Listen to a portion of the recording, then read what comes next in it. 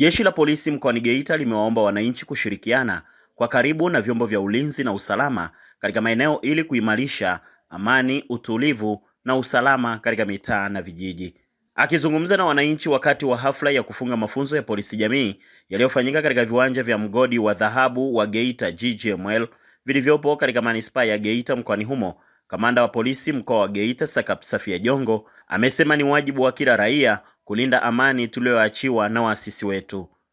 Sakap Jongo amesema ushirikiano kati ya wananchi na jeshi la polisi ni nguzo muhimu katika kuzuia na kudhibiti uhalifu, huku akisisitiza kuwa suala la ulinzi na usalama ni jukumu la kila mmoja katika jamii.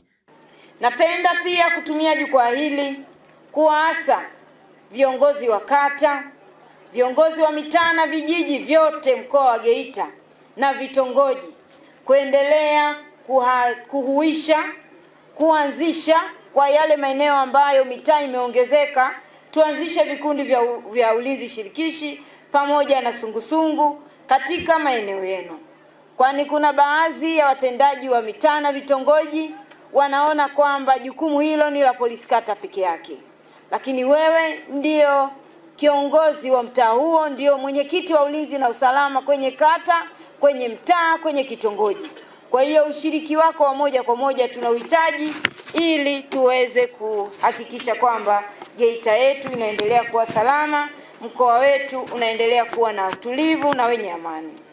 Aidha, kwa kutumia jukwaa hili pia ninawaagiza polisi kata wote mkoani Geita kuendelea kusimamia kwa karibu utendaji wa vikundi vya ulinzi shirikishi na sungusungu na kuendelea kutoa elimu bila kuchoka ili waweze kufanya kazi zao kwa weledi.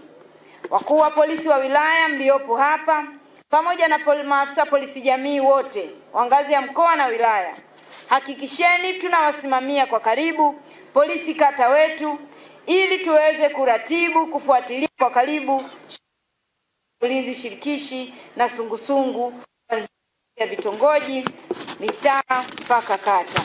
Saa huu huishukuru kampuni ya GGML kwa kuendelea kuwa mshirika muhimu wa serikali katika kuimarisha usalama, amani na maendeleo ya wananchi wetu wa mkoa wa Geita.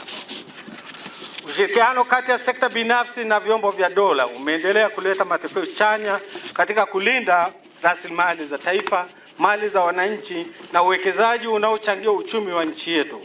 GGML imekuwa ikishirikiana na jeshi la polisi katika programu mbalimbali za kuimarisha usalama na polisi jamii.